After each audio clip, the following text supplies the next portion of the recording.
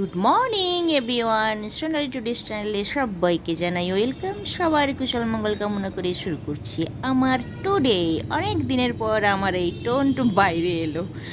নতুন বছর শুরু হলো 2025। সবার ইষ্ট দেবতার নাম স্মরণ করে আমরা সবাই চলুন বছরের প্রথম দিনটা শুরু করি। ঠাকুরের কাছে প্রার্থনা করি সবার এই নতুন বছর নতুনভাবে সবার শুভ হোক, সবাই ভালো থাকুক, সুস্থ থাকুক, সবার মনস্কামনা যেন পূর্ণ হয়, আর রোগ ব্যাধি যেন না আসে বাবা, আর যেন না আসে। সবার শুভকামনা প্রার্থনা করে আমি শুরু করছি আমার ব্লগটা। এটা আমার সামারের ব্লগ, অনেক আগেই করা ছিল কিন্তু আমি পোস্ট করিনি, তো আজকের ভাবলাম বছরের প্রথম দিন শুরু করি। বলে না কালো রে শ্যামা, মা কি আমার কালো রে শ্যামা, কখনো পুরুষ কখনো।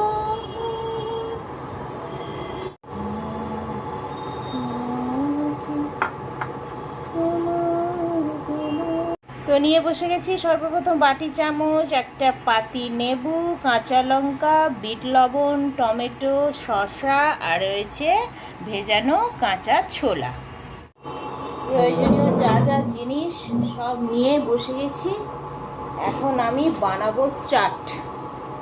সন্ধেবেলা খাওয়ারের সময় একটু কিছু টিফিন তো খেতেই হয়, আর একটু জল নিয়ে নিয়েছি, আবার উঠতে হবে না বলে, তার জন্য। তো সর্বপ্রথম তো শশাটা কাটতেই পড়ে। শশাটা কাটার জন্য আগে ছালটা ছাড়িয়ে নিচ্ছি। ছালটা ছাড়িয়ে নিয়ে দুই দিকে দুটো অংশ কেটে দিলাম, দিয়ে জলের মধ্যে ডুবিয়ে দিলাম। এরপরে কাটবো টমেটো। টমেটো এরকম ভাগ করে জলের মধ্যে ডুবিয়ে দিলাম। তারপরে এই লঙ্কাগুলো ছাড়িয়ে নিলাম, জলের মধ্যে দিয়ে দিলাম।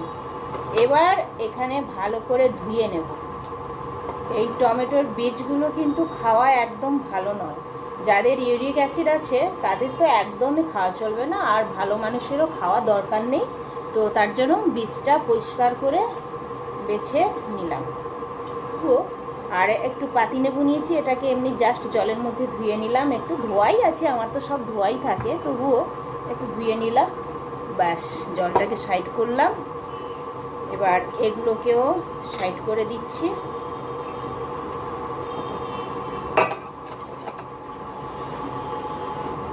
এবার হচ্ছে আসল ব্যাপার, সেটা হলো কি এইটাকে কাটার সিস্টেমটা।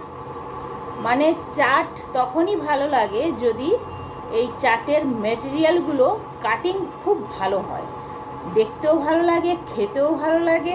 তার জন্য কিভাবে করলাম এইটা, এই যে শশাটাকে যতভাবে টুকরো করা যায় সেই টুকরো করে একসঙ্গে এই যে এইভাবে ডুমো ডুমো করে কেটে নিয়েছি। ছোট ছোট হলে ভালো হয়, মানে এই ছোলাটার যেমন সাইজ ঠিক সেরকম শসা, টমেটো যা কিছু দেব আদার্স, আর টমেটোটাকেও আমি ঠিক একইভাবে কেটে নেব। ঠিক এরকম ডুমো ডুমো করে ছোট ছোট পিস করে, আগে দর্শনধারী তারপরে গুণবিচারী, তাই তো। তো ভালো করে ছোট ছোট করে আমি কেটে নিচ্ছি টমেটোটা।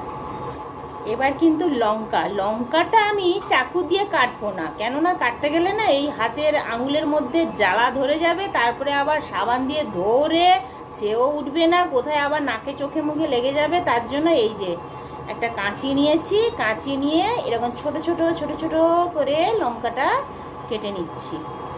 খেতেও সুবিধা হবে, হাতেও লাগলো না, তাই না?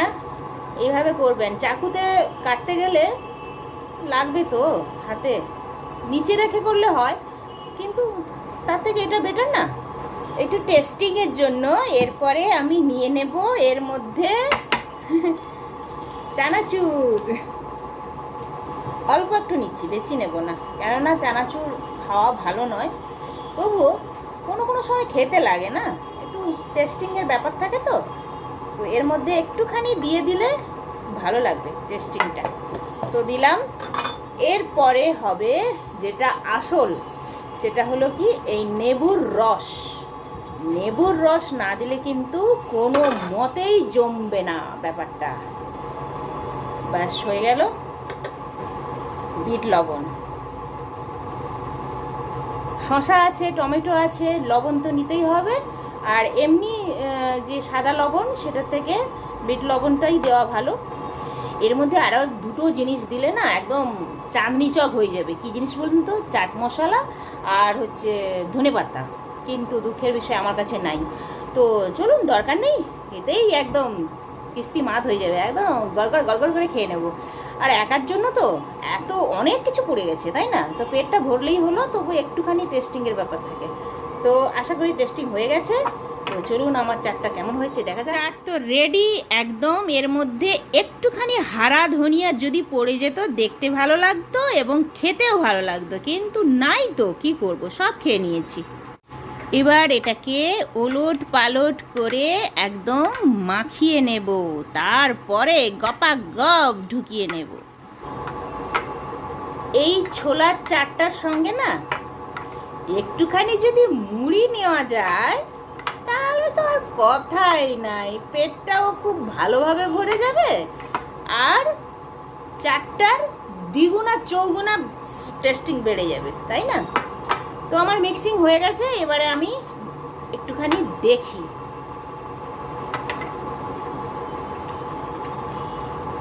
ঠিক হয়েছে, কিন্তু একটুখানি লবণ দিতে হবে।